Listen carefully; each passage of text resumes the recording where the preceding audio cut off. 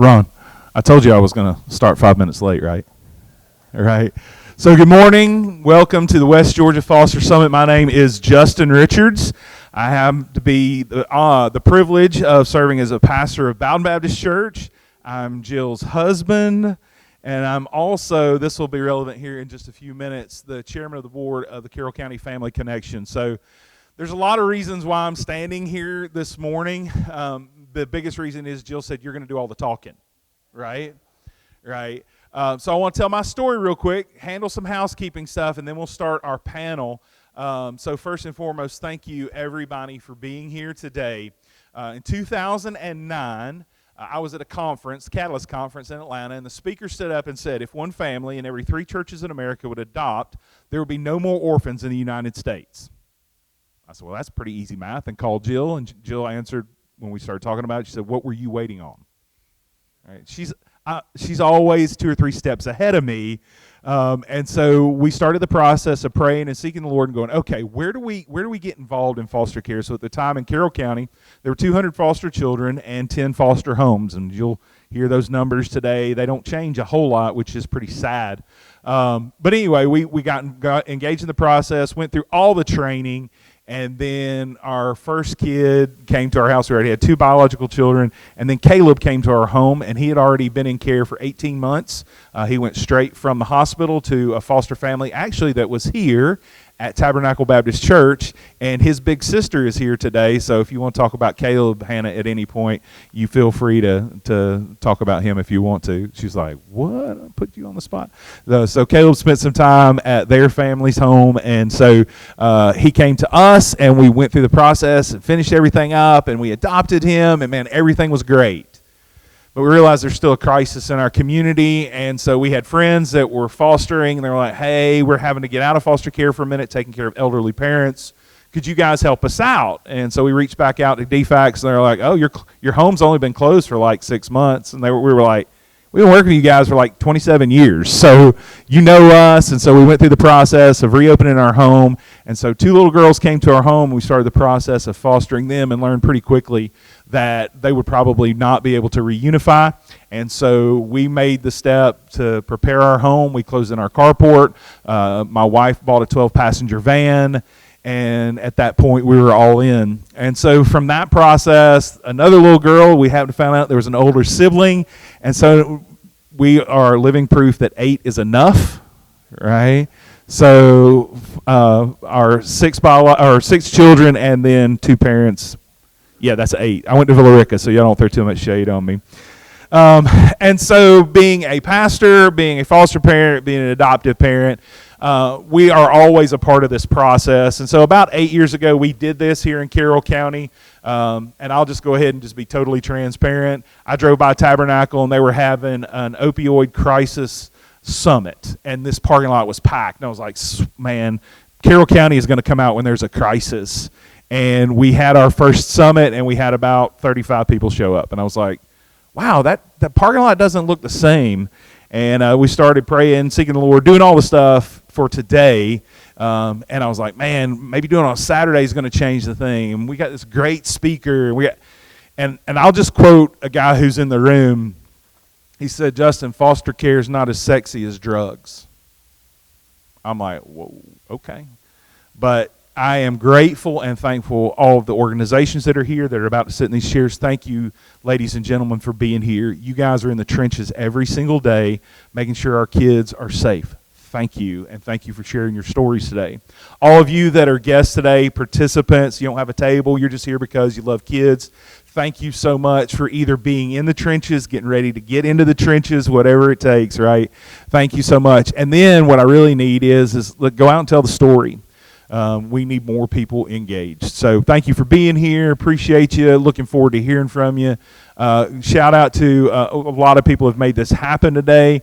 Right now we're streaming live through Graddick Communications, Steve Graddick, man, just a partner with us. Anytime we start talking foster care and adoption, he jumps on board, uses all of our radio stations and all their platforms to get the information out. I ran the gamut this week, started out on Community Voice, and then was every radio station interviewed all this week long. And so, Steve, appreciate you and Graddick Communications for your help. Mission Georgia, my wife is a volunteer with that organization, and they have come alongside us and really helped us with the finances and the promotion and making sure that folks knew about what today was about. And then Families for Families, Kenneth will be up here.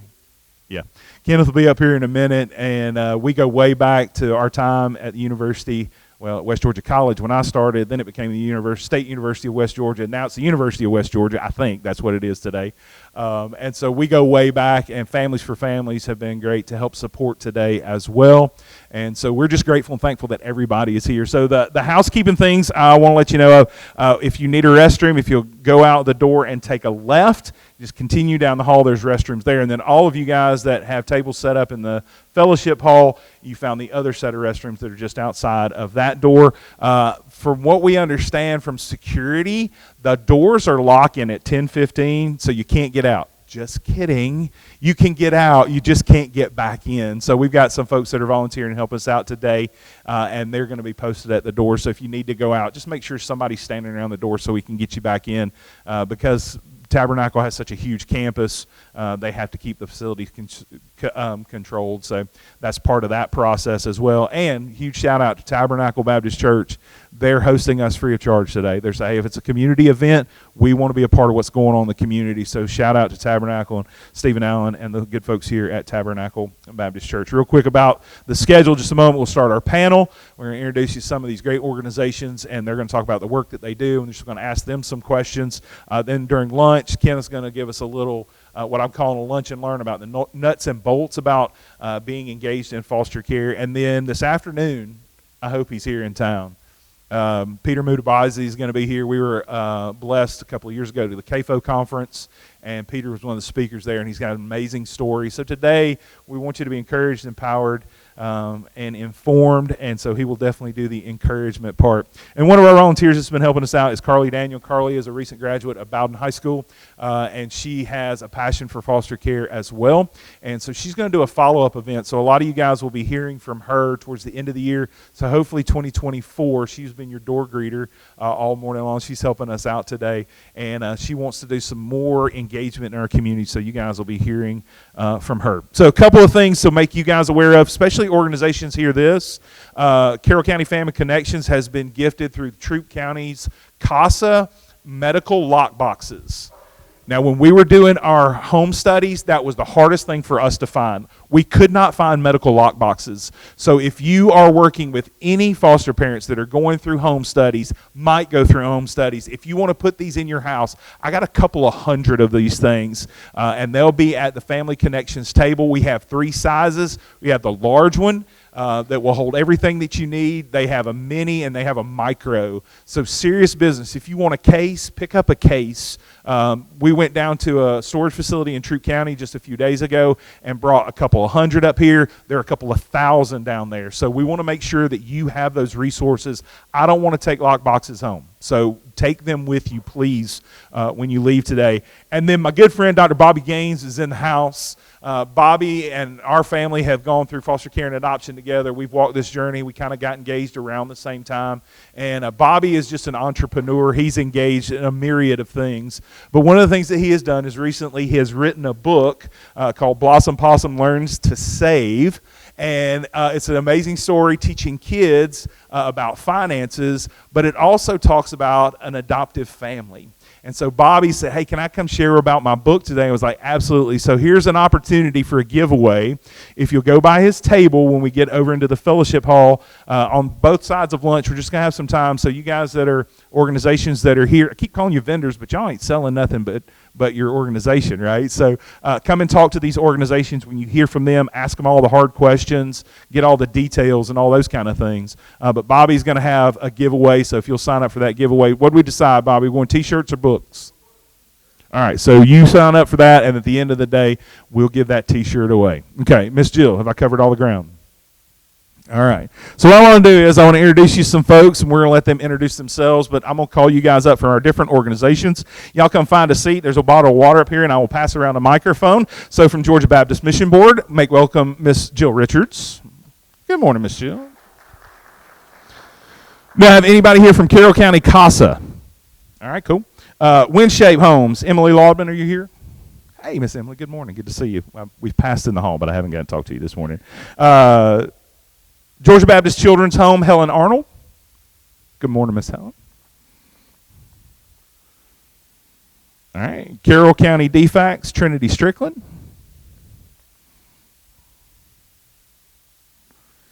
Families for Families. It is going to be Kenneth Aycott. We talked around that. Anybody here from the Carroll County Child Advocacy Center? Okay. We heard there's some sickness going around up there, so and they're not here. Faith Bridge, we have Ron Nelson.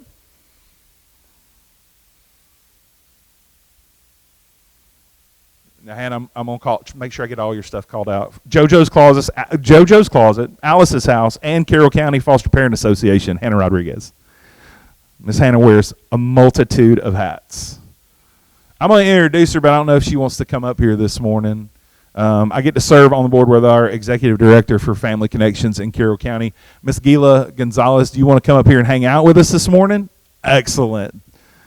So she is here. And then Tom Pipkin from Promise 686 is here. Is there anybody that we had talked about you guys being on panel today that I didn't introduce you? I thought we had about 10 folks that were going to be here. Bloom Closet, okay, yeah. I've got you here, but Miss Jill didn't write your name down. So tell me your name. Megan Bella, okay. All right, so since you already said your name out loud, see there were 10 chairs, I'm going to let you introduce yourself. And so what I like to do, everybody's on the panel, again, I've already said the name, but tell us who you are, what your organization is, and just real briefly kind of how you help out with foster care and as a resource for them. So, Ms. Megan, if you get us started. Perfect. Good morning, everybody. I am Megan Bella. I am with Bloom. So we are Bloom Closet, which is a resource for foster parents across the state of Georgia. We have a physical office in Fayetteville, and we also have the Bloom Express, which comes all over Georgia to serve children both in foster homes as well as those in group home settings. So we provide clothing, baby furniture, hygiene products, just different things that children in care might need. It can be a foster home from any agency. You just have to make an appointment to come shop with us and bring your placement letter. We are also a CPA, and so we are working with foster families. We serve a large community of the MAC Children Foundation, so the children who have higher behavioral needs. So we work with them. Really excited to be here. And I'm the licensing and recruitment program manager there. Thank you, Ms. Megan. Appreciate that. Great. Good morning. I'm Tom Pipkin. I am area director for the west part of the state, so everything from kind of Rome to LaGrange, but also south of Atlanta, so regions 3 and 4, if you're familiar with those regions in the DFACS lingo, and also Cobb County. I'm with Promise 686. A lot of people say, what does 686 mean? Some people say 686, which isn't really it, because it's based on Psalm 68, verse 6, which just states that the Lord sets the lonely in families. And so we get our name just saying that the Lord is using us. We are involved in helping the lonely get placed in families. So our specific role really is to serve churches. That is what we do. We are all about resourcing churches. We have the resources to equip your church with what we call a FAM, which is a family advocacy ministry. And it really helps to deal with two different kinds of needs: physical needs and then relational needs, relationship needs. We have a tool called the Care Portal. I guess we'll get into some more of this when you ask the questions, Justin. But physical needs Care Portal we utilize, which we activate with DFACS and with other agencies in the county that really in real time allow the church to respond with meeting needs that are put out by the people who are putting out requests. And then we also form care communities around foster families and also further upstream with families that are in danger of their children going into the system. So that's enough for now. Good morning, everyone. My name is Gila Gonzalez, and I'm with Carroll County Family Connection. Carroll County Family Connection was established in 1991. We are in 159 counties in our state. We are unique because we are the agency that actually is the only agency in the United States that does this kind of thing. So we collaborate. That is our main focus. Collaborate and help families and children. And in 2021 that I started, it was youth mental health, and that is our priority right now. But foster care families and all the families in our counties are important to us. And so we have a youth mental health task force that actually address all of those issues. We found that we had problems with resources and awareness, so we have a website now. We have a resources guide. We have collaboration with many agencies in the county, and everybody collaborates. We have a collaborative meeting every month where over 29 agencies meet. And the other day we had about 30 that we met in person, and we all collaborating in finding, if we find a problem, we all collaborate to solve it. Our families need us. Foster care is not in the main front, but guess what? Our chair is. So we also have all the resources in our website with Carroll County Family Connection, and it is important to us because when we see those numbers and we see that not so many homes are participating, it is a concern, because when we are talking about families and children are our treasure, and we need to be taking care of them. There are many things resources that we have, but one of the best things that we can do in our community is collaborate with one another. We cannot do this alone. It takes all of us to work together so we can actually solve the problems. And I am very happy that our chair is so active with his wife in this topic, because it is a tragedy that we cannot solve this problem with our children in our communities. Thank you. My name is Hannah Rodriguez, and I wear a few hats with the foster care community here in West Georgia. Me and my husband are foster parents. We've been fostering for 7 years and have had about 25 kids come through our home in that time. And I'm the president of the Carroll County Foster Parent Association. So what we do with the association is we have bi-monthly meetings. We provide training hours for foster parents, which is required. Foster parents have to have a certain number of training hours every year, so we have different speakers come to our meetings. And we provide various fellowship and support opportunities for our foster parents, because fostering is such a unique and often difficult experience, and so we have support opportunities for them. And then we are also a source of connection and resources.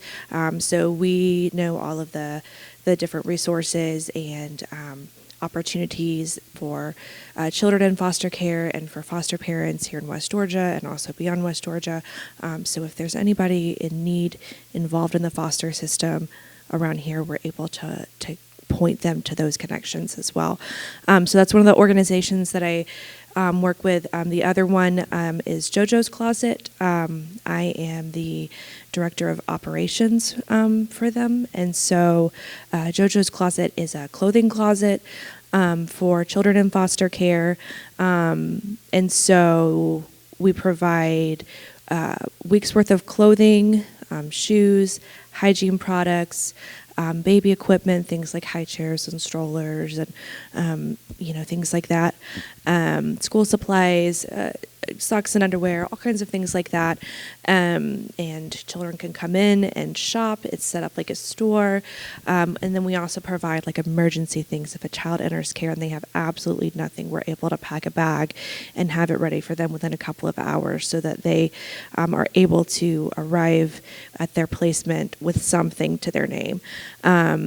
And then the third organization that I work with here in Carroll County is called Alice's House. Alice's House used to be a group home. So if you've heard that name before, then you probably have heard of it as a group home. It's no longer a group home, but me and my husband live there as foster parents. We specialize specifically in children who are more difficult to place, teens, children with severe behaviors, large sibling groups, things like that. And then we also use the home as sort of a resource hub. So that's where JoJo's Closet is. That's where we have our foster parent association meetings, but it's also expanding beyond that, and we'll be building some new things coming up pretty soon. So lots of really cool things happening there. But yeah, that's what I do. Good morning, everybody. My name is Ron Nelson. I am with Faith Bridge Foster Care. Faith Bridge is a nonprofit CPA here in the state of Georgia. We currently serve in 15 counties, and in our existence is about 15 years. We've been privileged to serve well over 2,000 children, and so not only do we license foster families, but we're really thrilled in the last couple of years we've been able to have an adoption contract through the state of Georgia as well. So we've been pursuing those needs. And my role specifically, I'm Senior Director of Church Engagement. So what my team has the privilege of doing is coming alongside and building relationships with churches to help them solve the foster care crisis in their community. So that's through a myriad of things, through awareness campaigns, through providing information and systems and everything that they need to not only recruit foster families in their church, but also to help them kind of mobilize and equip their church members and church family to create that wraparound care, that community of care. And you'll hear that multiple times through multiple CPAs today, because I think we all believe and realize that if a family chooses to step into foster care ministry, they're going to need a support group or it will not be sustainable. And so you're going to hear that a lot today. So we're just privileged to serve, and we're honored for the invitation to be here, and you'll hear more about us as we go through today. Thank you. I'm Kenneth Aycock. I'm the Area Director for Families for Families. We're a CPA, and you've heard that a lot. We're not accountants, if any of y'all are wondering about that. That means Child Placement Agency. So all of the CPAs up here were licensed with the state to place children in homes. And Families for Families, our model is that we only partner with churches to do that. We're a faith-based agency. We're regionally based. Our office that serves this area is our 7th office statewide. And we want to be regional because we do those support activities as well. We want to support foster families. 52% of foster families quit after the first year because of lack of support. And our agency has like a 95% retention rate because of the support services. Most people that are involved in foster care in church life will be on the support side. So it's huge and very important to have people that will help support foster families. So we'll talk about that at lunchtime today, but we're incredibly glad to be here and incredibly glad that you're here today, because we're all foster care advocates, and I hope that everybody here will be a foster care advocate by the time we leave today. Good morning. I'm Trinity Strickland. I'm from Bowden, Georgia, but my role is, so when you become an adoptive or a foster parent, you have a caseworker, whether it's with a CPA, which is a child placement agency, but I work for DFACS, which is the state of Georgia. So I am the foster parents' case manager. I make sure that they have their training hours every year. I go check on them every quarter of the year for home visits and things like that. So in Carroll County, we have 25 foster homes, but we have about 171 children in foster care. So a lot of times if we get a child that comes into foster care, more times than not, we have to place them outside of Carroll County, which makes it very hard for reunification with their birth family. So that is what I do with DFACS. Foster care is something I'm very passionate about. I love my job, and I've known Miss Jill and Mr. Justin for a long time. So thank y'all for having me. Hi, I'm Helen Arnold. I am with Georgia Baptist Children's Homes and Family Ministries. We are an organization that has 3 large child caring institutions across the state. We have one in Palmetto, one down south in Baxley, and one in Meansville, Georgia. We also have a couple of smaller group homes. We have a therapeutic riding program. We have a program for developmentally delayed and autistic youth. We have a program for juvenile sex offenders, and we have a mental health program for children in foster care as well as others in the community. I, though, am the director of foster care, which is why I'm here today. And so our foster care program is based out of our campus in Palmetto, and we work with families all around kind of the metro and south area from that office. We also have recently opened an office in the First Baptist Church of Mountain Park, which is in Gwinnett County. And so we are expanding to also work with foster homes in kind of the northeast Georgia region. Also, we work with a lot of kinship families, which are relatives and what our state calls fictive kin, which are families who may not be blood related to a child but have a pre-existing relationship or knowledge of that child. Sometimes that might be a former teacher or Sunday school teacher, coach, things like that.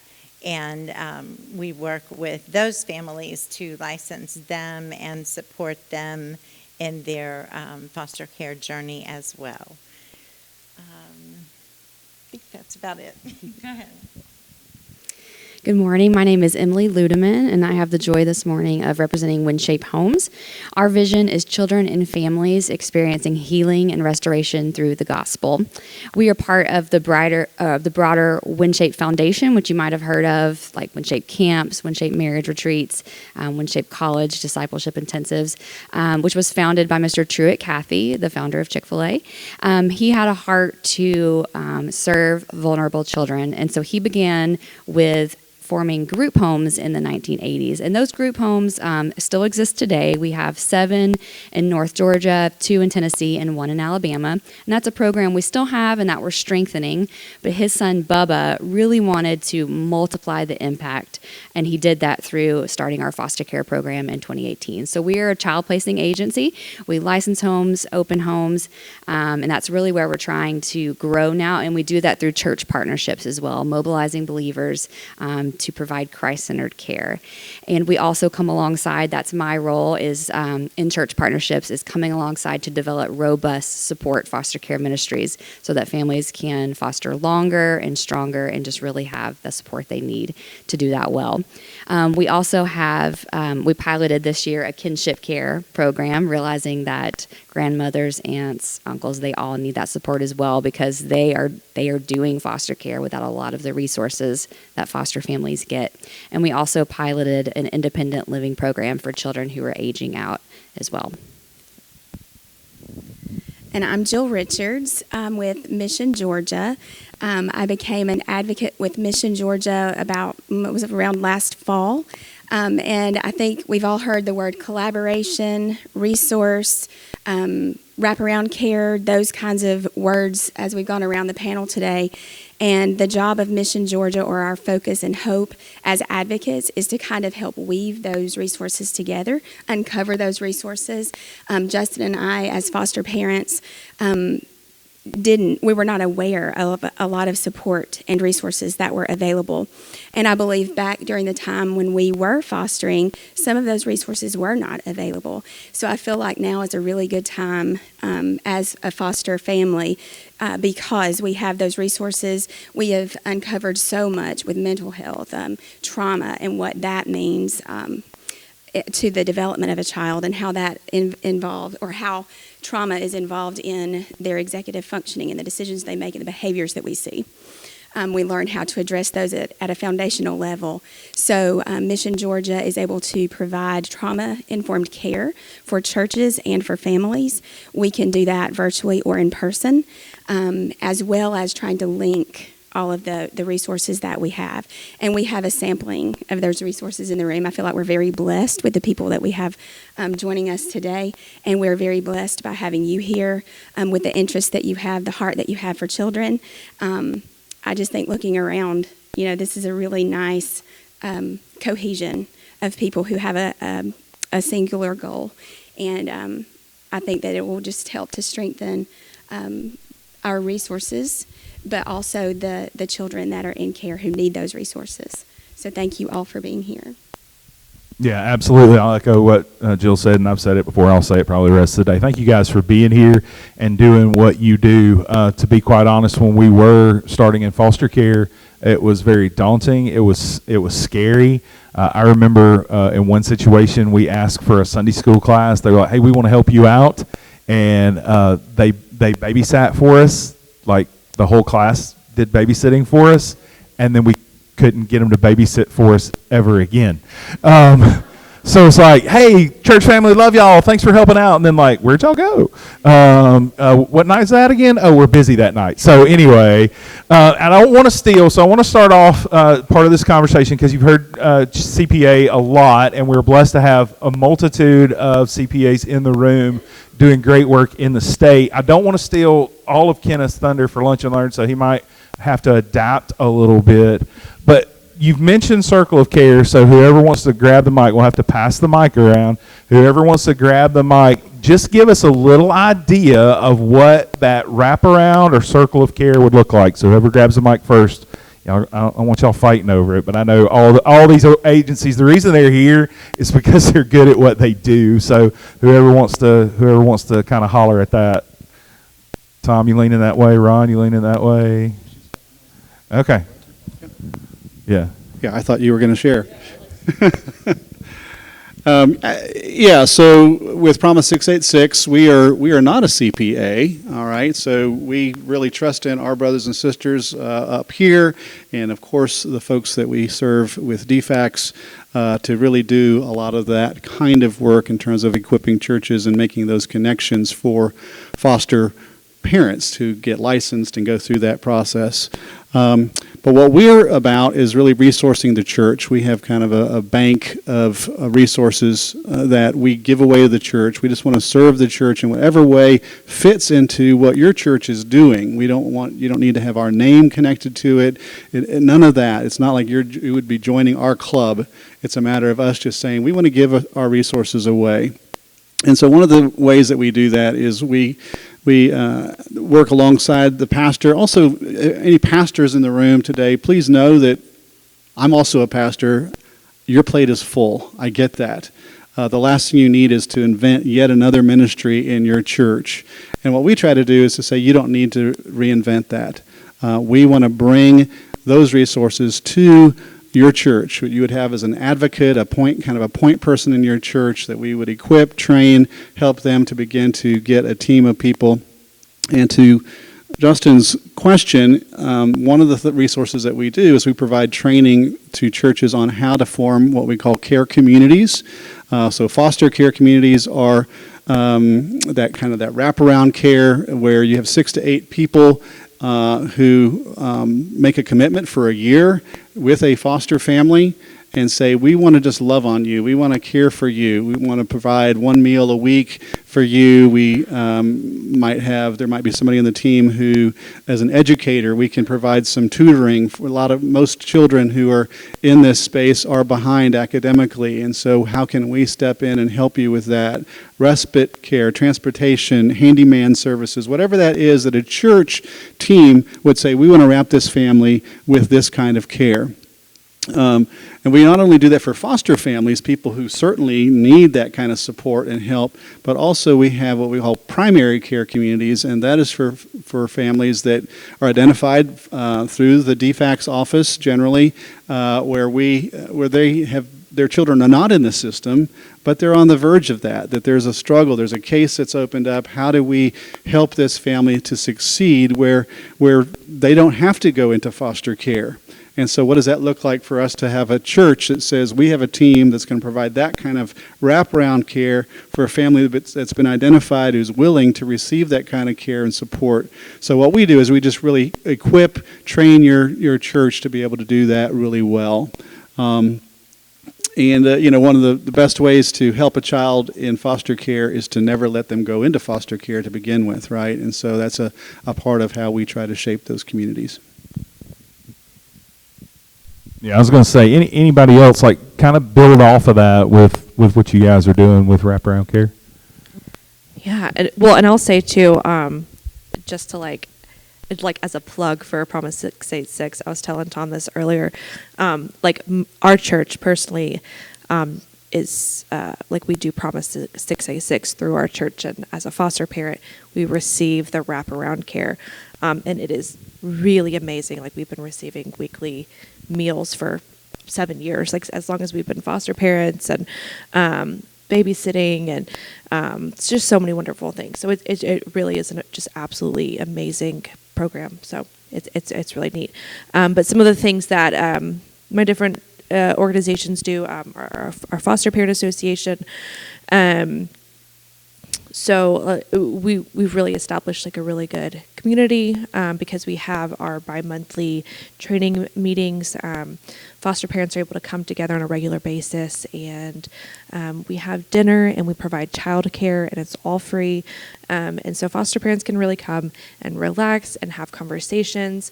A lot of times, there's we're able to discuss things that are going on, with our kids, or issues that we're having, it's a support. It's an informal support group, and that's something that so many foster parents need. Providing those training hours in a way that's accessible and easy and interesting and helpful is really important. And so a lot of our foster parents benefit from that. But then also through like JoJo's Closet, which is our clothing closet, we're able to provide the clothing and the shoes and the school supplies. And not only is this helpful for kids that are entering care and have nothing, but this also takes so much of the mental load off of caregivers. We're providing this, for foster parents, but this is for any child with an open defects case.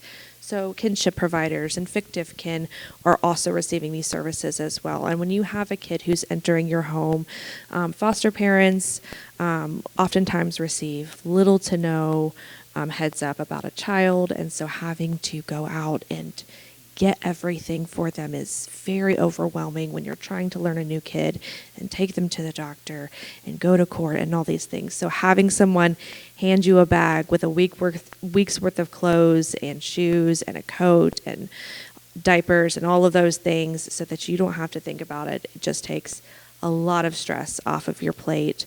So those are just the few ways that we provide support and care for foster families here in Carroll County. So probably very similar to what Tom had mentioned, and even Families for Families and WinShape. We all see the value and the critical nature of the wraparound care, whether it's called community of care, foster care ministry, whatever the different terminologies are. And so for us, our vision at Faith Bridge Foster Care is that we want every child that comes into care to experience the hope, healing, and unconditional love of Jesus. So we do this with churches. And our mission is to mobilize, organize, and equip the local church to solve the foster care crisis in their backyard. It's a little overwhelming if you take a step back and look at the need in Georgia. But if you can hone in on your particular area where your church is, sometimes it's a little bit more hopeful to say, wow, we can make a difference here. And so we believe that, as maybe Kenneth said, the church is the answer. And so when it comes to our community of care, which is what we call it, we focus a lot of emphasis on the training. And so we ask the church leadership that is leaning into foster care ministry in their church to say, hey, you find a handful, maybe 2 to 5 leaders that can actually oversee this community of care, because we want you to mobilize your people. We want you to empower your people. I have a saying, and I think it's this: every spiritual gift in a church can play a role in foster care ministry. So there's hospitality, there's intercessions, people that can pray. There's people that are handy or craftsmen that can help make repairs around the home or help them with the home study safety preparations. And so we come in, and I love what you said about pastors. You don't need another ministry to try to spin up.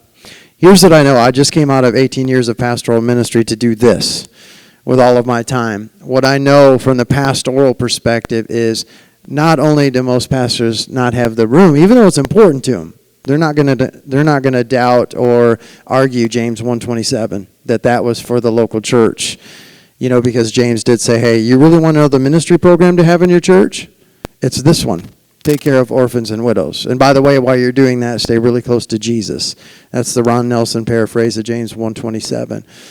But we realize that not only is that true, Tom, but also that most churches don't have a manual for foster care ministry.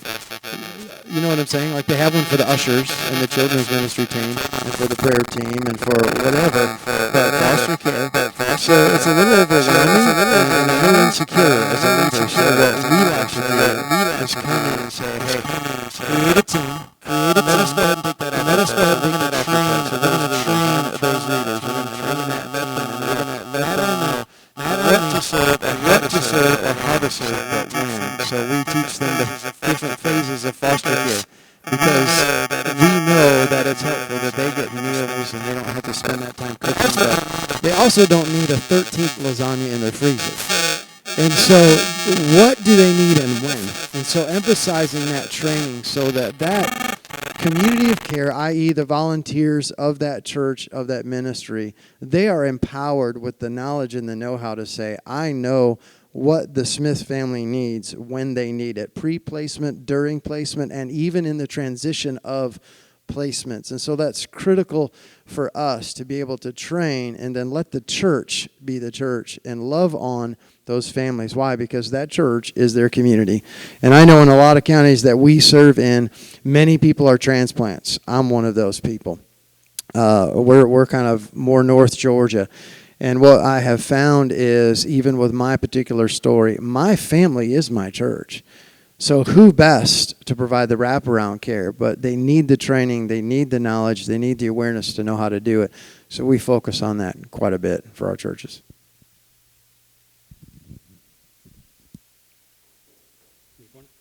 Okay.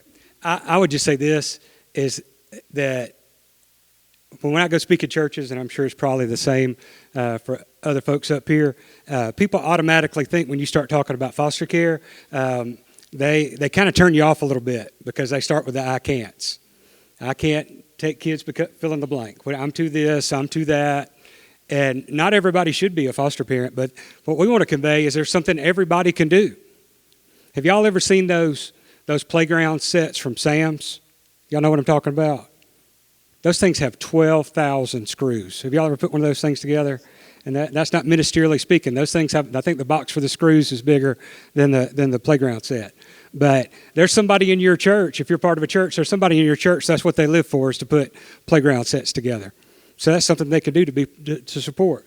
So what we want to say is just simply this: there's something everybody can do to make a difference. And it may be something like that. So we want to give people opportunity to say yes to foster care, and it may be putting that playground set together or bringing that 13th lasagna or whatever it may be. We want people, and we want churches, and we want our community to say yes to what they can do to be part of the solution to the foster care crisis in our community. Sorry, I was getting excited. This stuff just makes me come alive. So one thing that we've learned as we've stepped into this the past year is that every church is different, so that what often works in one church doesn't work for the next. And so we've kind of just approached each church uniquely as we've come to develop our strategies. So one thing we've loved this past year is we've gotten many partner churches in Gwinnett. So we've got them all together probably about 3 or 4 months ago, and they were just talking about what was working, what wasn't. And one church has a lot of volunteers that love to make freezer meals, but they have no foster families. Another church has a lot of storage space, and they have some foster families, and they want to do a clothes closet, but they don't have people who could resource it. And they were like, hey, why don't your families come get our freezer meals, and we actually have people with resources that could stock your space for a clothes closet. Yeah, Tara, you were there. So it was just really cool to get churches together who have different strengths and different resources and see how they could work together. So again, if we had used the same strategy for both of those churches to do their support ministries and their wraparound, it wouldn't work. And often a lot of churches, they want to do wraparound, but they don't have any families yet. So what do you do with those people who have that eagerness to serve? You don't want to lose that. So what do you do with them in the meantime? How do you get them in proximity to foster care and use their gifts and their passions? So you just try to find, maybe they're an events church. Maybe you can do parents' night out for the community. So just try to find ways to use those gifts, their screwing in of the screws on the playground, until foster families arise, and just get them closer and closer to proximity, raising that awareness, using prayer nights, getting the need before them, so that foster care becomes less scary to their church until finally a family rises to the challenge and is called, and then they can have people wrap around them. Come on. Yeah, send it on down. Sorry. No, only had one mic. Sorry, guys. So I want to talk about some of the skills that we provide as an agency.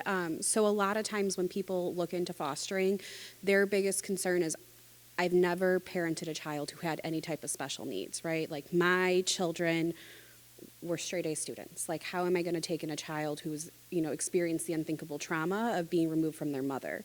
That's hard. So what we do is we really try to wrap around them with a clinical approach. So we have a clinical director at our agency, and they do very frequent polls to see what specific trainings our foster parents need. So we're going to be having one coming up about drug use within teens and vaping, because that's unfortunately something that's happening a lot right now with our families. We also do trainings for our staff at the same thing too. So our staff is trained in what our foster parents are trained in, so that you're getting a full, same story across the board where everybody knows the same thing.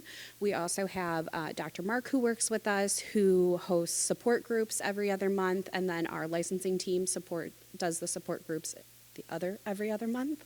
And I attended one on Thursday, and our foster parents were like, y'all, we just need to vent. Can you put us in a breakout room and let us just have at it for 90 minutes? And we're like, gotcha, no problem. And they just talked each other through having some really hard weeks as school has progressed and their kids are struggling. So we really try to take that approach of providing that sense of community within the clinical system of it. And we also do a lot of retention events where all these families can come together in person. So we just had a Fall Fest last Friday. We have a Christmas event coming up in the beginning. We provide Thanksgiving baskets for our families. We do, back to school fairs, all that fun stuff. But these events, we assign volunteers to work with the children there, so that the parents get to interact with parents who are going through that same hard thing. Because it's really isolating when you're in a group of parents and your child is the only one who can't sit still for the movie, and you have to get up and leave the theater. But then you're in a session with other families who deal with the same thing, and they're like, yeah, mine, climbed up the wall last week, no problem. He didn't fall, don't worry. So we really look to provide those tangible skills so that when a child is in crisis, they're able to be de-escalated, and so that the families feel confident, and that leads to that retention where, that placement goes home, which is wonderful. They're ready to open back up. I just wanted to add, and this is not specifically for foster parents, but for all the families, we are providing QPR, Question, Persuade, and Refer, which is a suicide prevention, and we do it free here in our community, in person or virtual. We partner with Mental Health America of Georgia, and we are also providing youth mental health first aid for all the community, and we are having one on Monday, and we partner with churches because churches are where we need to be partnering, because we can reach out more, and we are going to be at Grace Lutheran Church from 9 to 4 with Youth Mental Health First Aid, and this is a partnership with Georgia State University Center for Disabilities, and so all of these trainings are going to be for all the parents. It's important. Mental health, it's an important part that we need our parents to be aware of. Thank you. All right, so just go around the room real quick, you guys. How would somebody connect with your agency? What kind of responsibility do they have on their end, training, those kind of things? Somebody in the room said, again, I'm not going to be the foster parent, but I want to come alongside and help one of your organizations. What does that look like? Yeah, so people can volunteer with our Bloom Closet with various different things, or you can volunteer at our retention events. I think we had over 40 volunteers at our Fall Fest, and they turned out for us. They're amazing. The other thing you can do if you're interested in being a foster parent is make a call to us. I'll have cards on my table, And you can start the inquiry process with us, and we'll walk you through it step by step and support you along the way. And then you'll stay with us and still have your licensing worker pass that initial licensing. Yeah, so with Promise 686, we don't have, churches don't volunteer to be a part of us. They volunteer to serve in their church, right? So, and I know that's similar to what a lot of you all do. But that's really what we try to do, is to say, what is your church? What is your passion? How can you best serve in this space in the foster care? And then we try to really equip them. So for people to connect, one of the main ways that we have initial connections with churches is with this tool I mentioned earlier called Care Portal. We are the implementing partner with Care Portal for the state of Georgia. Care Portal, if you're not familiar with that, they're based in Kansas City. They're across the nation. And it's basically a software platform that connects churches who are responders to requesters who are DFACs or other agencies who are also a part of the Care Portal network. And so a way that your church can connect with Promise 686, a first step, if you're a church leader, is to say yes to Care Portal, because that gets that going. As many have said, not everybody can do all these different things, but if you have a church of folks who are responders, they can respond to the physical needs of people in these situations. We've been actively doing Care Portal in Carroll County for a number of years now, and we have a really great track record. In fact, the areas that I serve, Carroll County is the leading county that has churches that say yes to physical needs. And so saying yes to Care Portal just means your pastor says, we want to do this, and then we follow up with you and equip your people to utilize that important tool. And then the rest can follow or be a mixture of what's going on with other agencies and all that. But that's a way to really step forward and for us to make a connection. We have partnered with Community Foundation. Actually, they are the leaders on the connector, and that is one of the things that we are trying to push. It's financial assistance, but there's also the other part that all of our families are needing. Financial distress is one of them, and so the Connector WGA partners with all of the nonprofits in the county and provide utilities, financial assistance, different things. We have some information in our table, but you can all find in our website that information, because all of our families are in need, and all of these resources need to be available to them. If you're interested in volunteering with the Carroll County Foster Parent Association, we are always looking for volunteers who are interested in doing childcare for our meetings, because we provide childcare so that our foster parents can enjoy conversations and have dinner, receive their training hours. We do need people to care for our kids. So that's one way you can volunteer there. And then if you're interested in volunteering with JoJo's Closet, we have regular volunteer days, a couple days a week, and you can volunteer. We are always looking for volunteers to volunteer to sort through donations, hang things up on hangers and put things out on our floor, and different things like that. And we have information about getting involved with both of those at our table, so you can find out more about getting involved with both of those organizations. Great. Similar to everybody else, I would say you can go to faithbridgefostercare.org, stop by our table. You can scan a QR code. The primary ways, obviously, to get involved with us as a CPA would be either to foster, potentially become a respite provider, or an adoptive family. But if you're like, hey, I don't fit that category, like I like to put screws in a playset or whatever, a lot of times, a lot of that comes through the local churches. However, we do have different things periodically. It's not like we have a facility you can come to like the closet. And so sometimes we have projects that we do for families, like put together swing sets or landscaping. So I would just say contact us at faithbridgefostercare.org if you're not within a church, if you're not going to foster a respite, and we will find a place to help you serve and make a difference. And I would say, too, contact us if you have more questions. One of the things that FaithBridge and many others here are very blessed is we have resources. So in other words, we're a one-stop shop. So we have for the entire process of foster care, respite, or adoption. We have our own case study team. We have our own family consultants. We have everything that you need. So some of you might be saying, hey, I'm not ready to take that step. I have more questions. Let us know, and we will make sure that we point you in the right direction with the right people in the right department, no strings attached, because sometimes in an environment like this, you might not be real comfortable to ask questions about getting involved, or maybe you're praying and kicking around fostering, but you're like, I don't think I want to ask that question out loud. Let us know. Come to us, and we'll connect you to the right people. Just playing off that, the only bad questions are the ones you don't ask. So I'm sure you have a lot of questions, so we'd love to answer those at our tables. You go to our website as well, familiesforfamilies.cc. Has a lot of information. The first step, if you want children placed in your home, whether that's fostering or respiting, is to the state requires you attend an information session, and we have those scheduled throughout the state. We do those in person as well. Met with a family this week and did an information session in their home because their schedule didn't fit going to ones that we were doing at local churches. Also, we got information at our table about how to get signed up for support as well. So just come on by. So before a child comes into foster care, we as a state, we try to do everything that we can for the family before that happens. So a lot has to happen for that child to come into foster care. Because a foster home, it's a strange place. It's not their home. No matter what their home looks like, your home is not going to be their safe place. So at DFACS, we take a lot of donations for our foster parents because when we do bring them into foster care, a lot of times it's not in the middle of the day. It's late in the evening on a Friday or the weekend because they're emergency situations.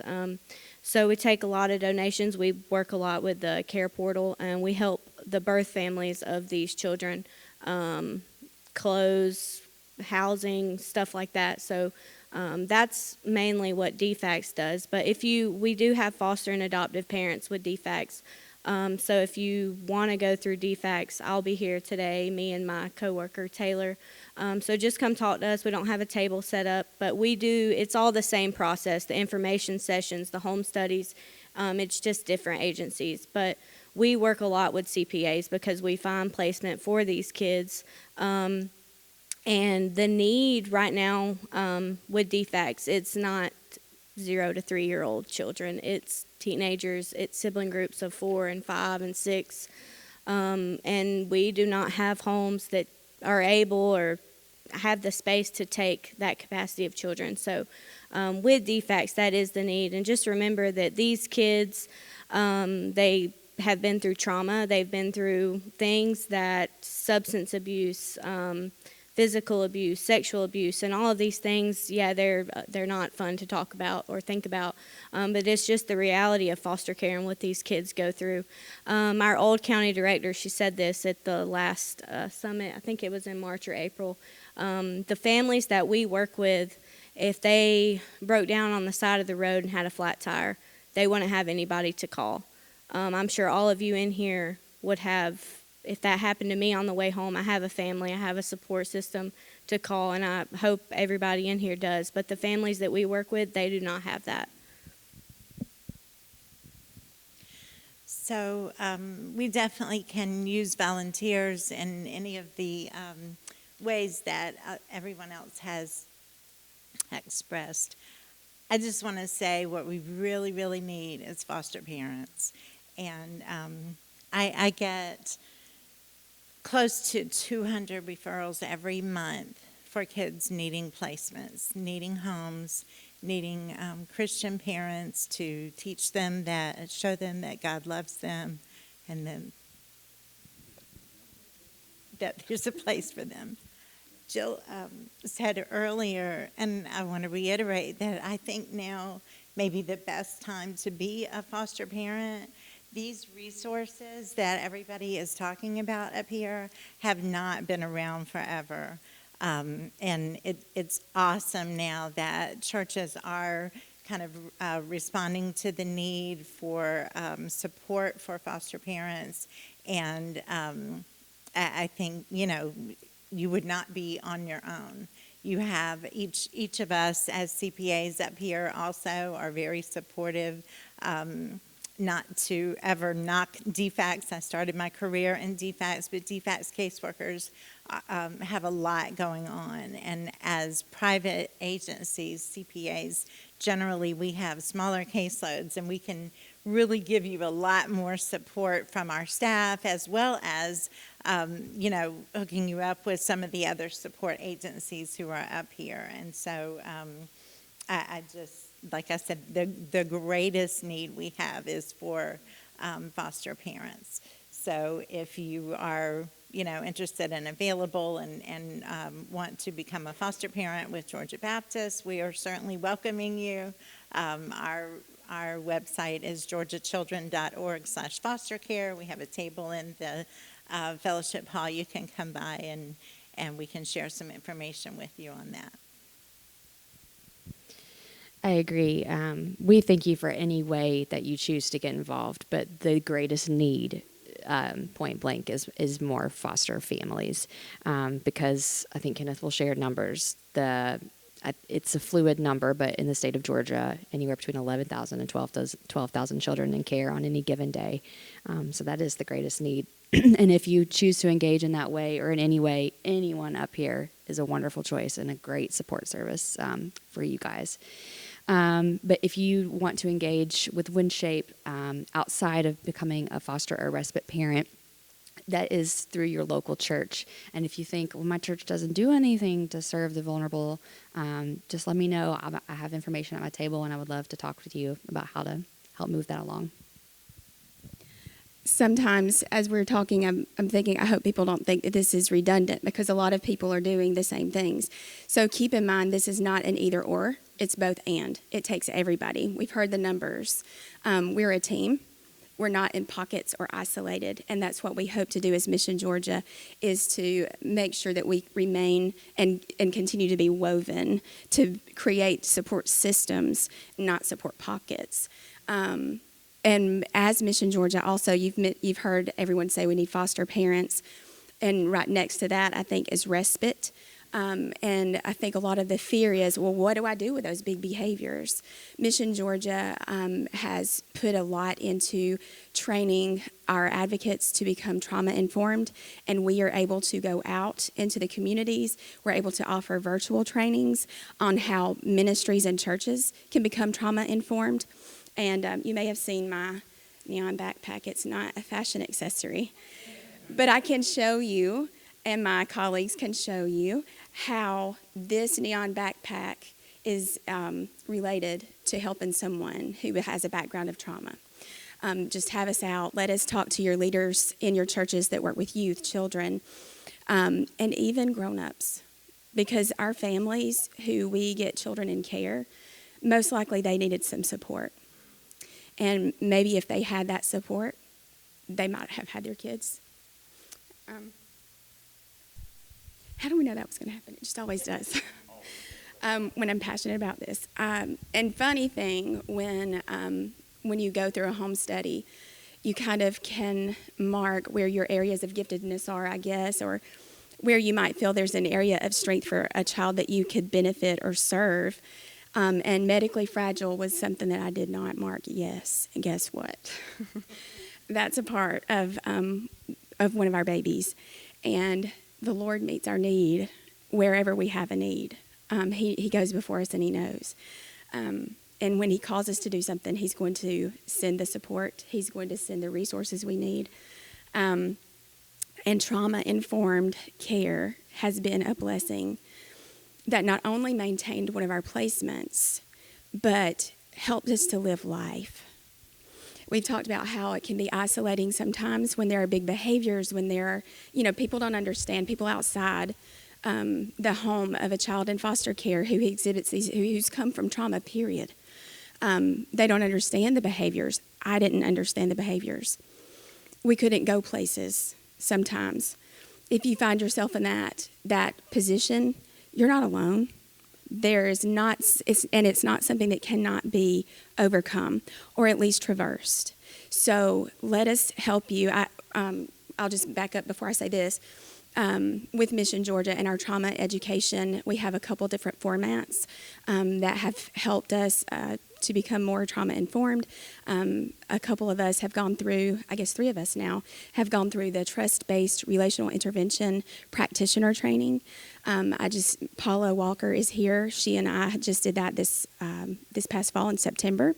Tara Melber already had done that. So we are able to be in churches. We can work with families because understanding what trauma does to the development in the brain and understanding what neuroplasticity is and how you can overcome what has happened. A child is not stuck where they were. They're not defined by the trauma. They can be successful, and we can help them. So part of that, it can be, you've asked a few questions. Some of that can be supporting a family by teaching trauma-informed care. It can be direct support for children because they have all this. They don't have the vocabulary. Part of that is why they have the big behavior is because they don't have the words to discuss what's going on. Even if they did, sometimes they don't know what it is. But some of this training allows us to get to the behind the behavior to see the need and to create that felt safety. I feel like probably the biggest support that we have had as personally as foster parents and adoptive parents has been understanding trauma and what trauma-informed care is and how it should be used. Yeah, so that was life-changing for us. All right, we've done our job, I hope. I hope we've stirred up a lot in just your little bit of conversation, and I want you guys to have as much time as possible to interact with the folks that are here. So thanks to Gradic, they're recording this, so it'll be out there. So I'm going to let you pass the mic back around starting. No, you're going to start, Miss Jill. Don't cry this time. Just one word of encouragement to the person in the room or that might hear this to say, hey, we want you involved. You can be involved, whatever. You've said it a multitude of times. And as soon as the mic gets back over here, I'm going to turn these guys loose. They're going to go to the fellowship hall and get set up. And then I want you guys to go and like bombard them with questions, all right, and ask them how that you can plug in, be involved.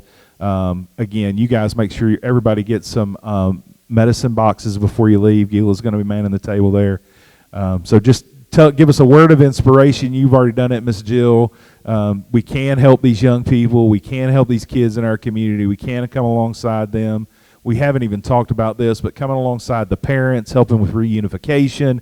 There's so many elements to this conversation. My goal today was scratch the surface so that you guys can go in there and wear these guys out with questions. So make sure you do that. So word of encouragement before we head out to the fellowship hall. Pray, trust, and go. This is a simple way to put the gospel on display to children. I would just say we've got you and God's got you. I would just say a lot of our children come from families and birth parents that were in the system themselves. So just to be a resource for them, a support for them, and to know that somebody does love them. I would say this, that if I believe this is solvable. Sometimes in life you look at things that you say, well, I can't do anything about that. Well, foster care is not one of those things. If we all do our part, this can be solvable. I would say we're called to live a life of faith, to be water walkers. So let's step out of the boat. I would say that if you are interested in being a foster parent, that you're absolutely not alone. There are lots of people who are actively walking this and who are ready to walk through this alongside of you, and there are resources, and we are all in this together. The word that comes to my mind and my heart is love. When we love, we do all of these things. So continue to love, and when you get tired, love again. I love that. That is awesome. The word that came to mind for me is transformation. As you dive into this work, it transforms the lives of children who've come from very hard places. It also transforms your church. It's a part of discipleship. It's how your own church members can grow as they serve. Transformation. I would say resilience. I think we're all sitting in this room because we've been through hard things. And those hard things are what helps us support our kids who are going through the hardest times of our lives. So the messy is what helps our kids the most. Sweet. Thank you guys so much. Would you guys give them a little bit of appreciation for their time and their insight this morning? Thank y'all so much. At this time, I know for some of you, this has been the hardest part of the whole day is sitting in these chairs. You guys can go ahead and start working toward the fellowship hall. I want you guys to get set up. I don't know if you got whatever you got to set your stuff up. So I'm going to let them get a head start. You guys that are in the room, just a couple of little things so you're aware. There should be some snacks when you get into the fellowship hall. In just probably about 30 minutes, we're going to try to transition to lunch. We've partnered with Tyus Baptist Church. They're having their annual church barbecue today. I would argue it's the best barbecue in the state of Georgia. Somebody might argue with me, but whatever. So we'll be having that for lunch. But what we're going to do is about 30 minutes for you to work around these tables and meet and talk to one another as well to encourage one another. So lunch from about 11:45 to about 12:15. And then more time with our vendors, and then we'll be back in here at 1 o'clock to hear from our inspirational guest speaker who is in the house, and he'll be next door to you. Maybe catch up with Peter Mutabazi. So you are dismissed to the fellowship hall. You go out this door, take a left, and go all the way down the long corridor till you see the flags, and then you'll see the